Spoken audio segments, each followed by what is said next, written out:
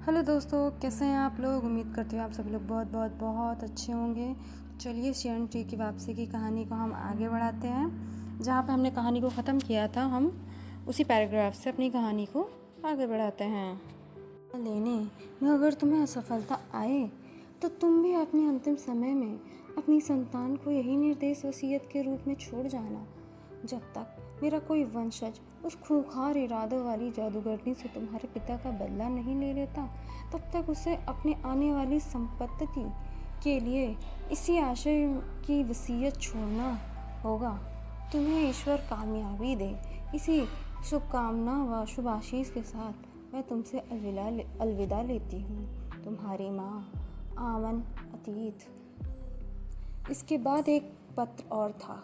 ये पत्र वैसे थैनस का था, जिसे उसने अपनी संतति के नाम छोड़ा था। स्पष्ट था कि लाख कोशिश के बाद भी वह अपने पिता का बदला न ले सका था, और अंतिम पत्र विंसी के नाम ही वही पत्र था जिसे हम पहले ही पढ़ चुके थे। सब पत्रों का गहरा अध्ययन करने के बाद लियो ने चेहरा उठाया तो उसका चेहरा क्रोध से भरा हुआ था। वो गुस्से से लाल हो पड़ा था। आंखों में एक अजीब सी चमक थी। अंकल हॉली, मैं उस जादूगरनी की खोज में जाऊंगा। उस दुष्ट जादूगरनी से अपने पूर्वजों के लहू की एक एक बूंद का हिसाब लूँगा। मैंने उसे समझना चाहा, लेकिन लियो अपने निर्णय पर अडिग रहा। जब मैं पूरी तरह नाकाम रह गया और उसे महसूस कर लिया कि अब मैंने उस पर अपना दबाव डाला तो वह स्वयं अफ्रीका के जंगलों की ओर चल पड़ेगा, तो मैं भी उसके साथ तैयार हो गया। मेरा लियो जीवन था, मैं उसे छोड़कर भी कैसे जा सकता था। मेरे नौकर ने जब हम दोनों को एक खतरनाक कार में जाते हुए देखा तो बोला, मालिक, आप लोग के जाने के बाद मेरा यहाँ रहने का कोई मतलब ही नहीं है, इसलिए मैं भी आपके साथ चलता हूँ। 3 महीने बाद हम तीनों उस जहाज़ पर सवार हो गए थे जो अफ्रीका जा रहा था।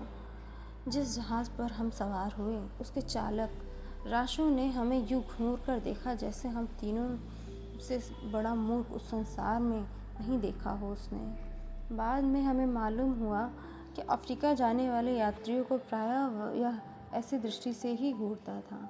कारण यह कि अफ्रीका जाने वाले यात्रियों में से काफ़ी लोग मर खप जाते थे या लापता हो जाते थे।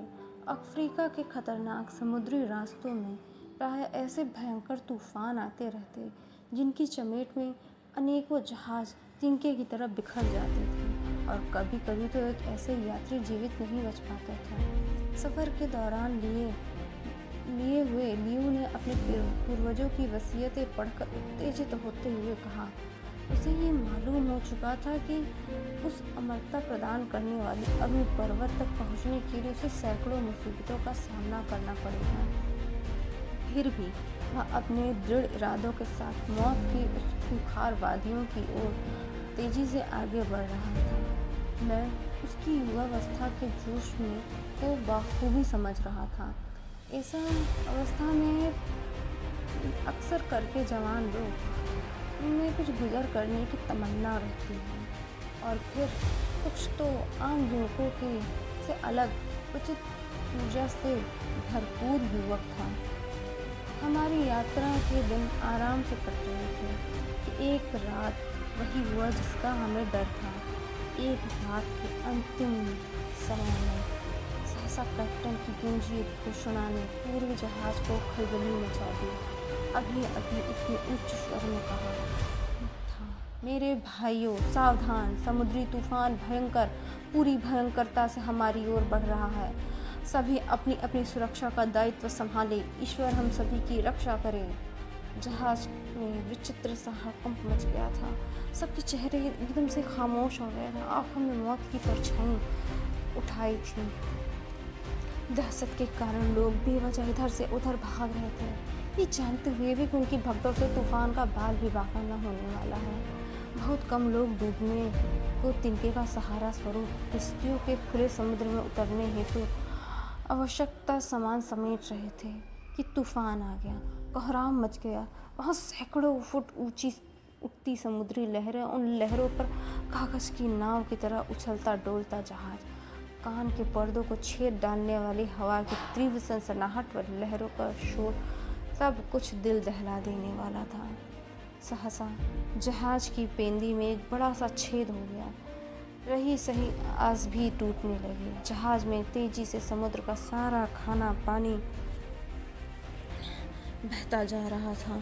सबकी आंखों में मौत का साया स्पष्ट लहरा रहा था। उस सब के सब इस भयंकर स्थिति में अपने ईश्वर को याद करने के अतिरिक्त और कर भी क्या सकते थे। अंकल, अंकल, सहसा लियो बोला, इससे पहले कि ये जहाज पानी से भर जाए, हमें खुले समुद्र की किश्तियों के सहारे उतरना ही पड़ जाएगा। मैंने कहा, ठीक है, हम जल्दी से ही। लियो का विचार ही हमारी जीवन रक्षा का एकमात्र उपाय था। जिस समय हम किश्ती में सवार हुए, जहाज पानी में ठेसाया पथिक भूमि की भांति यूं चक्कर काट रहा था जैसे उसका अंत समय आ रहा हो। हम सभी अपने आप को किश्ती पर जमा भी न हो पाए थे कि समुद्र जल की एक 50 फुट ऊंची लहर आई। साथ ही किश्ती फर्श से टकराकर हवा में उछली, गेंद की भांति उड़ती चली गई। चंद पलों में तक हमारी नाव उस लहर पर नाचने के बाद तेजी से हवा में लहराई और 50 फुट दूर जा गिरी। जोर का धमाका हुआ, ठंड से चीख निकल गई। तेजी से संभालते हुए मैंने दृष्टि उठाई तो बुरी तरह घबराया उठा। सांस जहाँ की तहाँ रुकती चली गई।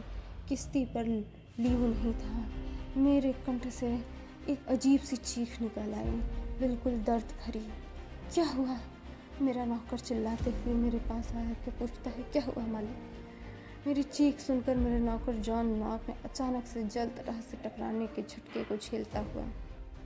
प्लीज़ लाइक करिए, शेयर करिए, सब्सक्राइब करिए।